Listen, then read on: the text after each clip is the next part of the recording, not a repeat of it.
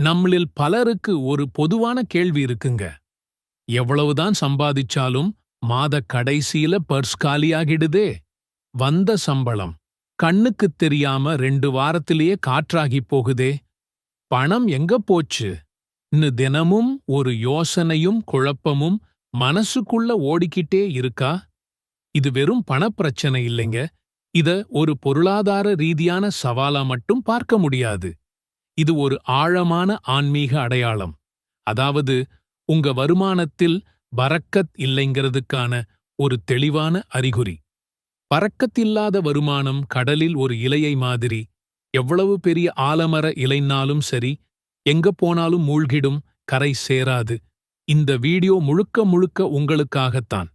உங்க கையில் பணம் தங்காத காரணத்தையும், அதுக்கு இஸ்லாம் சொல்ற ஒரு நிரந்தரமான ஆழமான மருந்தையும் நான் உங்களுக்கு கொண்டு வர்றேன். நீங்க தெரிஞ்சுக்க ரெடியா? வாங்க ஆரம்பிக்கலாம். நான் நேர்மையா உழைச்சேன், வியர்வை சிந்தி பாடுபட்டேன், எத்தனையோ ரிஸ்க் எடுத்து தொழில் செஞ்சேன். ஆனா வீட்ல நிம்மதி இல்லை, மனசுல சந்தோஷம் இல்லை, கடன் குறையற மாதிரி தெரியலைன்னு நீங்க நினைச்சா ஒரு நிமிஷம் யோசிச்சு பாருங்க. நிம்மதியில்லாத காசு கடன் வாங்கி வாழற வாழ்க்கைய விட ரொம்பவே கொடூரம்ங்க. பல நேரங்களில அந்த காசு உங்க கையில தங்காம போறதுக்கு பின்னால ஒரு பெரிய ரகசியம் இருக்கு.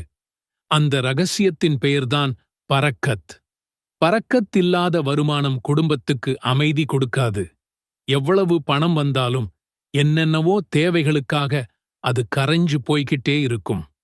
ஒருவேளை அந்த பணத்தை வெச்சு நீங்க சந்தோஷமா வாழ்ந்த மாதிரி தெரிஞ்சாலும் மனசுக்குள்ள ஒரு நிம்மதி இல்லாமலே இருக்கும்.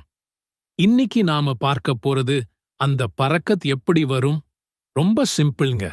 ஒரு துவா, ஒரு நெறி, ஒரு பழக்கம். இந்த 3 போட்டாலே போதும், உங்க வாழ்க்கையே தலைகீழா மாறும்.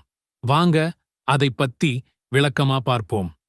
நம்முடைய நபி ஸல்லல்லாஹு அலைஹி வஸல்லம் அவர்கள் சொன்னார்கள், ஒரு மனிதன் ஹராம் காசை சாப்பிட்டால் அவன் தொழுகையை ஏற்கும் வரைக்கும் அவன் உடம்பில் அந்த காசு ஓடிக்கிட்டே இருக்கும்.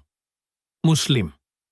இதோட அர்த்தம் என்னன்னா, நாம சம்பாதிக்கிற வழி தவறாக இருந்தால் அந்த காசு நம்மள விட்டு போயே ஆகணும்.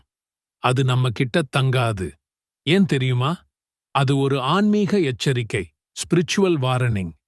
அல்லாஹ் நம்மள நேசிக்கிறான். அதனாலதான் ஒரு தவறான வழியில சம்பாதிச்ச பணம் நம்ம கிட்ட தங்காம நம்மள விட்டு போயிடுது.